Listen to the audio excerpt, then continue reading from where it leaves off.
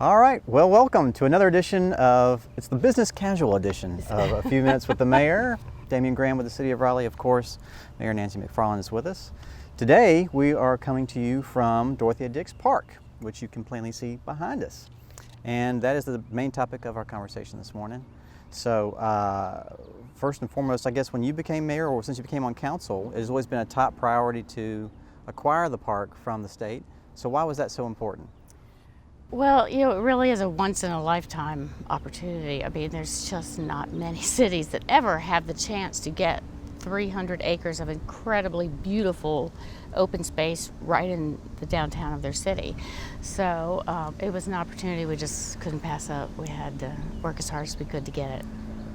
So now that we have the park, what comes next? I mean, it took a lot of effort to get it. Right. We've got it. So what comes next for us? Well, we really have spent the last year, we say, planning to plan, doing all those things we needed to do, doing inventory of all the buildings, just finding the condition of all the property. And now we are starting the planning process, which, 3 to 5 years, I'm hoping for 3. But we've just finished getting names from citizens. We had hundreds of people apply to be part of the planning process.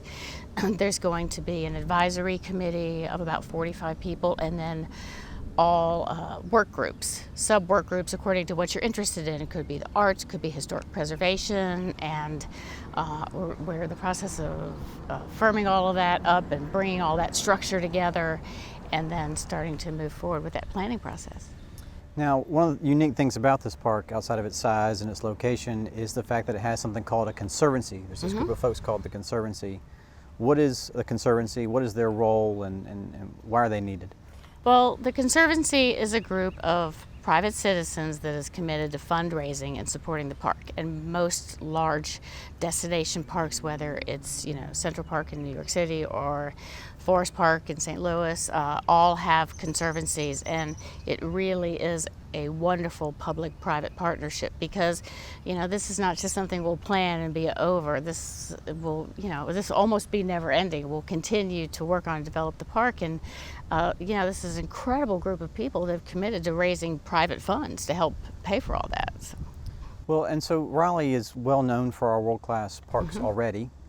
We have just about any kind of option folks may want. So how do you think, I know we're going to go through the planning process and that group will help define what this looks like, but what do you think sets this apart from other parks that we have or maybe that exist throughout the Southeast? Well, I think the really fun part is we just don't know that yet. Like I said, I think it is an incredible opportunity that is so close to downtown. And one of the things is, how are we going to connect it to downtown and other parts of the city? But I think what we're really looking for is something here that you don't see anywhere else. I've heard that great parks have spaces for interaction and community and spaces for solitude. And if you look at this park, geographically, the way the topography is, we already have that. So we already have that great basis. And, I know that staff and planners are looking at great parks all around the world, but we're looking for something that is truly us, is truly a destination that no one else has, that people will come here for. This is really going to be an incredible economic engine for the city.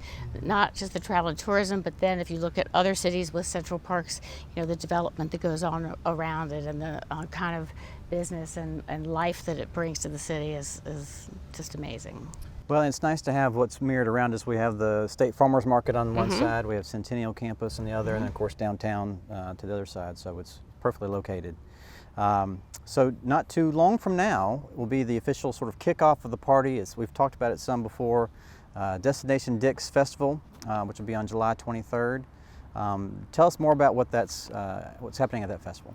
It's so exciting. It's going to be this whole huge big field. We have really something for everybody. We have 3 stages full of amazing local talent. I know Chatham County Line is going to be playing. We have local food, local beer. We have a Ferris wheel so people can get up and get a view not only of the whole park, but they can see the city and how it relates. You know, we've got, most importantly, lots of shade structures, lots of water. Bring your empty water bottle because you'll be able to just fill it up over and over and over. Don't make you buy bottles. You know, there's gonna be a lot of kids stuff, you know, bouncy castles, all kinds of stuff. There's gonna be a lot of interactive art because we're really interested in what people vision for this space. And probably most importantly, you're not gonna be able to drive onto the park and park. We just don't have that capacity right now. So we are going to have multiple park and ride places available. If you go to the city website, you'll be able to see them, and we will have buses going continually, so it will be much easier for people to get on and off the property. And it's a free festival, and I believe the transportation is free as well. Everything is free. So that'll be there's a lot of excitement building towards that event. I know people are really looking forward to it. Thanks. So I appreciate you coming out here Sure. on a Friday morning, and that's it for our edition. Thanks for much. asking.